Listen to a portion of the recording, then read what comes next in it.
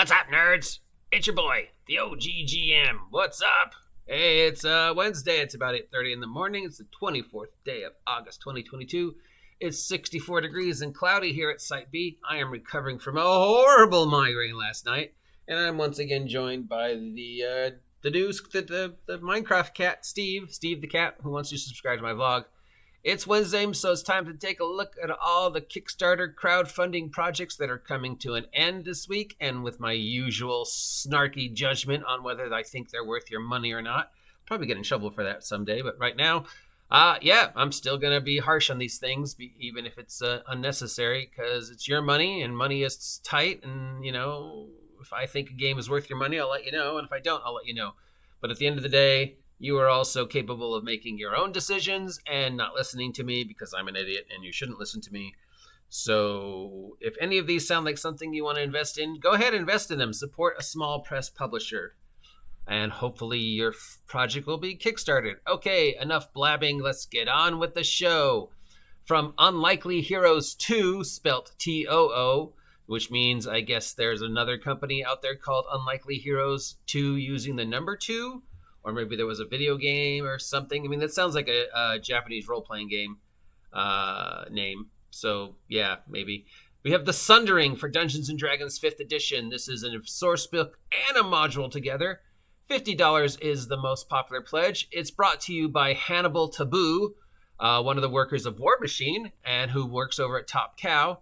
And it's a role-playing game based upon some old... Orishus and Kemetic pantheons. I don't know which pantheons those are. I'm going to say Middle East, but let's take a look what that word means. Ancient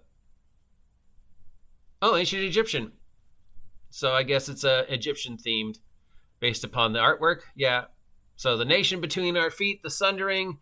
It's a world of diversity and LGB and color and all the politically correct things we need to say now to not upset people type role-playing game. But it's for 5e.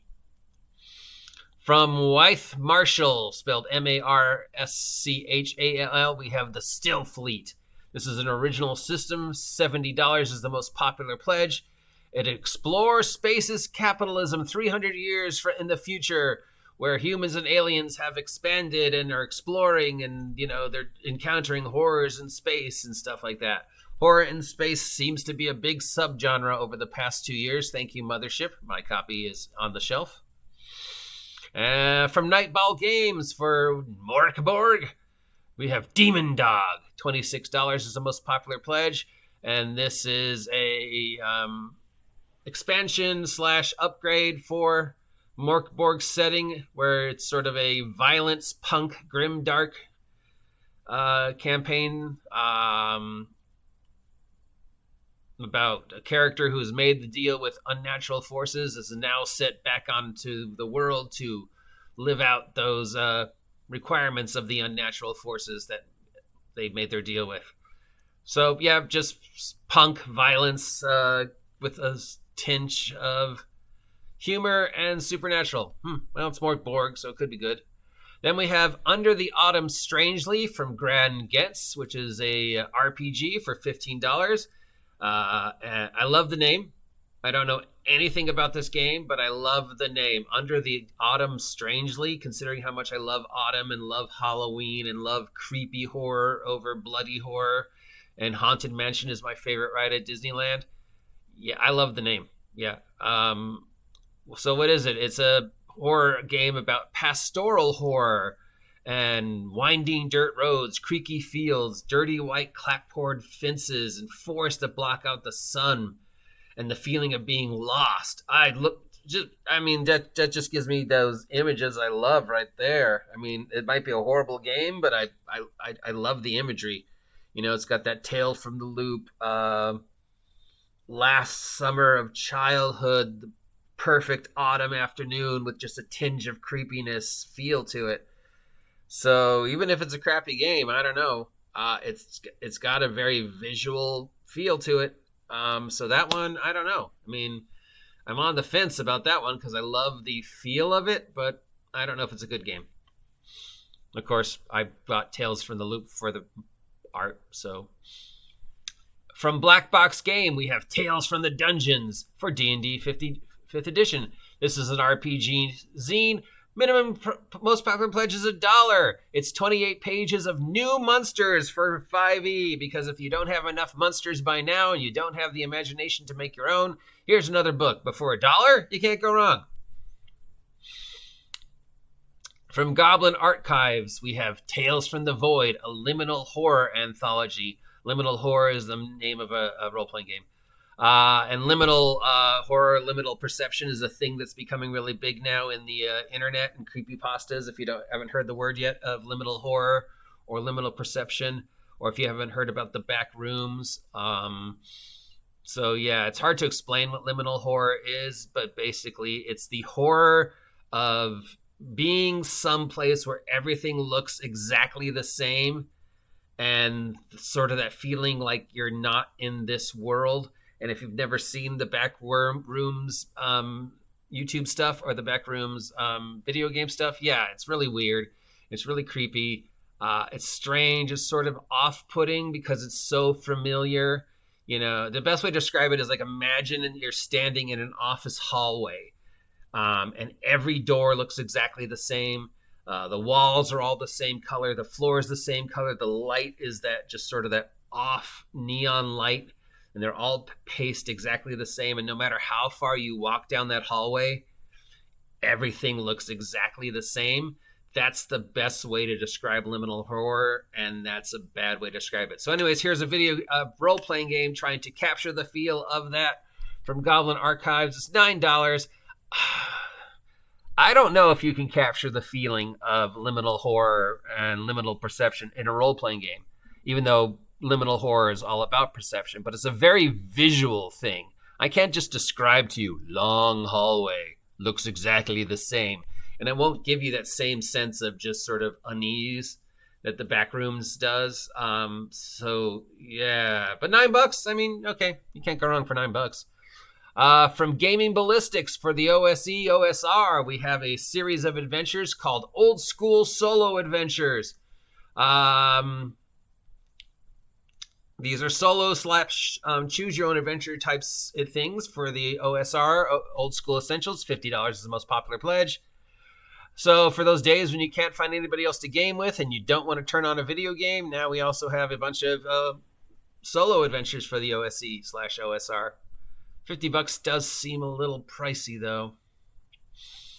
From Bandit Camp, we have Wicked Ones and the Undead Awakening. Wicked Ones and the Undead Awakening for Forged in the Dark. It's 1,900 German dollars, so I don't know what that is in American, or whatever this image is. It looks like a Y next to the number. Does anybody know? Well, there's one way to find out what that means.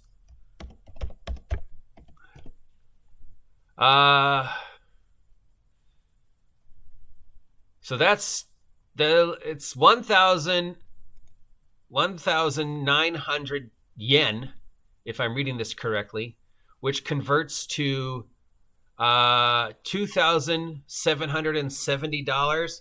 So if this guy's asking $277, $2,777 for the most popular pledge for his game, that's obviously a misprint, dude. For $2,770 to kickstart your game, I better get you to come over to my house, run games, cook dinner. I mean, that's gotta be a misprint. That's gotta be a misprint. Right? I mean, this guy can't be expecting for somebody to give him $2,700 for a kickstart. Or maybe he can. I mean, maybe he's just let's see what happens if we remove a 0.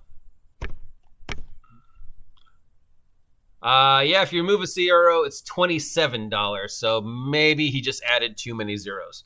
Anyways, A for effort if this guy actually thinks he's going to get $2,700 from backers.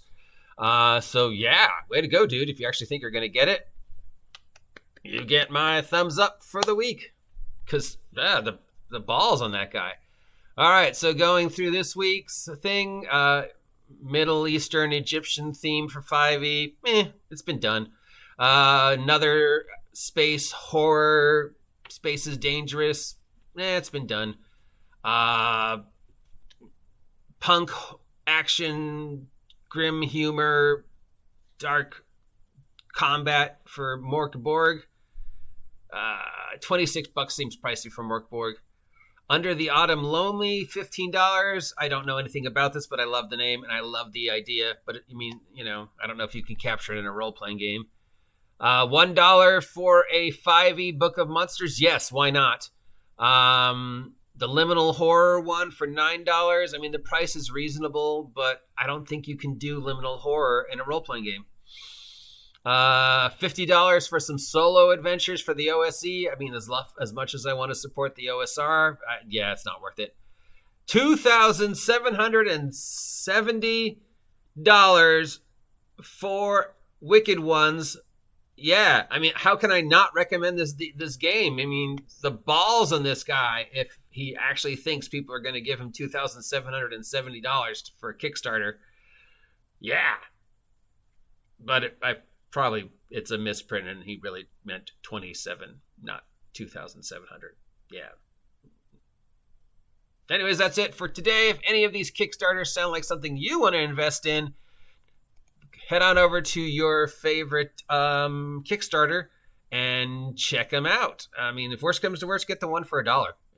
Until next time, I'm the OGGM, joined by my very cute kitten, reminding you to get out of my strange autumn, you damn kids and your damn meddling kitten. See ya.